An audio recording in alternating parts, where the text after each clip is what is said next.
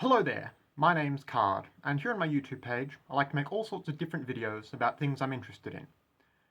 This video will be one that I suspect will have relatively niche appeal, and that's perfectly okay of course.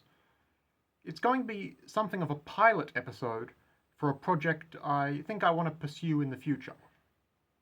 If you're coming into this with zero prior context, I'd highly recommend you go back and watch my most recent live stream if you want. Because today, I want to try and experiment a bit and find a video format suitable for reviewing, promoting, and facilitating discussion of independent, image board adjacent literature.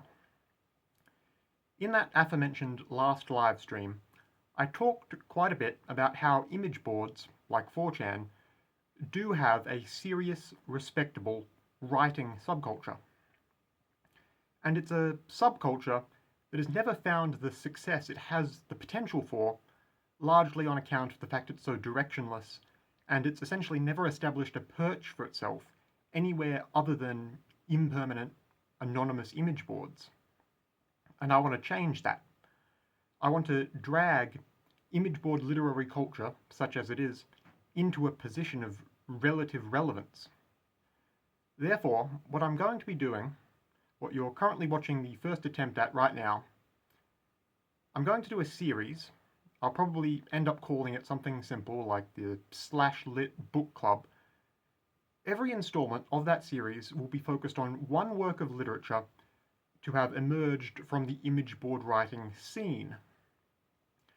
And with each discrete piece of literature I do, I essentially want to simulate hosting a book club discussion about it. What I want that to look like, before any video about a work, I will have read it in full at least once. I will give a basic summary of its plot or premise. I will share some of my personal thoughts about it. I will offer a number of discussion prompting questions for the sake of encouraging on-topic conversation in the comments, and I'll have all the pertinent links and info for the book easily accessible in one place at the top of the description for each video. And I want to make it clear, although I will be giving my thoughts about any given book I make a video on, I don't want it to be solely my opinion, or for the video itself to be strictly my review of the work. That's decidedly not what I'm going for here. I'm hoping here that the video itself will serve merely as a jumping off point for people in the comments to discuss the work. Ideally, I want the comment section to become a persistent discussion thread for the book itself. Something that I think would be very useful, considering that for most of these image board books, there isn't any extant discussion about them out there. At best, there's a few pages of an archived and long-dead 4chan discussion, but there's nowhere you could go right now to read through all the thoughts people have had about one of these books and then add your own. And that's a very large part of what I want to facilitate with this sort of series. That also means I normally don't moderate the comments under my videos. I just let people comment whatever low-effort spam they want to. But, just specifically, on these literature discussion videos, I will remove anything that's off-topic. I wouldn't censor anyone's opinion of the work itself, but I do want the comments on these videos to remain a place solely for meaningful book discussion.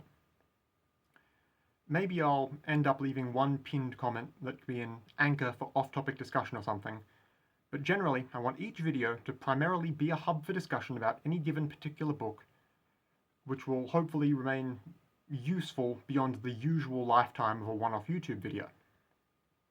Now, with all that established, today I want to take a look at Cephalopology by Zulualitspa. Right up front, I'll let everyone watching know that Alitspa has told me you can email him at the address in the description to request a free PDF of the book. In the description will also be an Amazon link where you can get Cephalopology in paperback, and there will be a link to Zulualitspa's Twitter where he posts about his literary output if you're interested in that sort of thing. I'll begin discussing the book itself in a moment, but I will say first I would recommend reading the book yourself. It's got some interesting ideas, well executed. So if you want, you can bow out of the video now to go read it, then come back here. So, if you're still with me, I hope you'll have read the book, but just in case you need your memory refreshed, Cephalopology is a brisk little tale concerning a run-in between the inhabitants of a seaside community and a group of octopuses. And the story itself ping-pongs between presenting this narrative of interspecies interaction from the perspectives of its two main point-of-view protagonists, one a human and one an octopus. Cephalopology works pretty well as the sort of story you can easily sit down to read in a single setting. The tone and atmosphere of the whole thing too comes across as being the sort of literary style you don't see represented all too often in conventionally published media nowadays either, so I like it for that reason also. So I'm really glad in many ways that I happened to start my indie literature series with this book in particular, because I think this is a prime example of what good indie short fiction ought to be. Not to damn with faint praise or anything, but a book doesn't need to be a 10 out of 10 transcendental all-time classic to be good. A simple, good original idea, executed well, done by someone who evidently does it for the love of the medium, as is the case with Cephalopology, is something I love to see. And what I got out of reading this book is essentially exactly what I would hope for out of what I could really best describe as being the modern equivalent of turn-of-the-century, capital W, weird pulp sci-fi. I think people who read this and go to make any sort of serious analysis of it are going to instinctually reach for a Lovecraft comparison, and I think that would be apt in a way, and for more than just, scary squid reasons. You've got the obvious narrative structure where you receive the plot through the eyes and minds of point-of-view characters who don't have a complete grasp of what's going on, and who also happen to be existentially and physically imperiled throughout the story. I think there's also a lot to be said for the wider world of the book, which is hinted at in small details here and there, but never directly explored by the plot.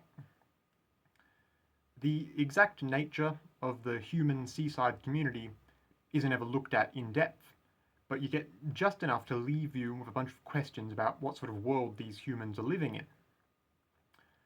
The octopus point of view chapters do the harder sci-fi thing of throwing a bunch of terminology at you right from the get-go. And as much as doing that here does communicate the right amount of a sense that the octopuses represent a very different type of intelligence, it also never stopped me from being able to intuit enough meaning to be able to follow the plot. So I think Alitspa has done really well in that regard. Again, all the links you need to get this story yourself will be down below. But now, having shared my basic thoughts, I just wanted to float some questions out there to hopefully get a discussion going in the comments for the sake of people who have now hopefully read the story. I'd be really interested to hear what people thought of the setting itself, what you felt like the book was hinting at existing beyond the scope of its main plot.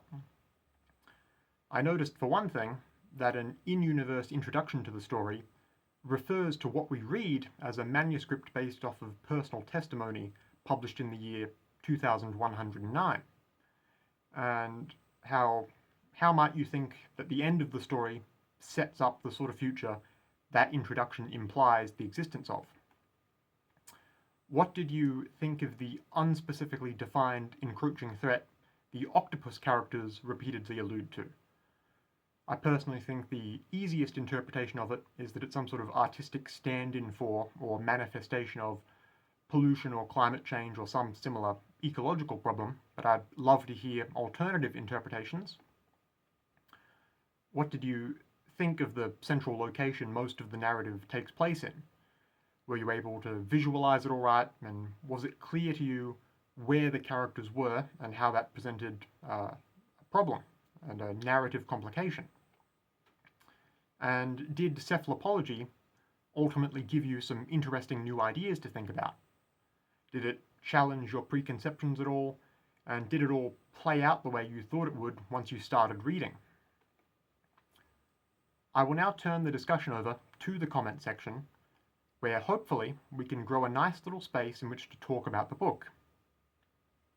If you've liked this video and you think that perhaps with a little refinement it could be a good idea for a series, you can subscribe, do the thumbs up, spread the word. And if you yourself are an image board author and you'd like to see a discussion about your work hosted here, feel free to get in touch. My email is also down in the description below. In any case, I'll leave you there. Goodbye for now. Happy reading, have fun commenting, and have a lovely day.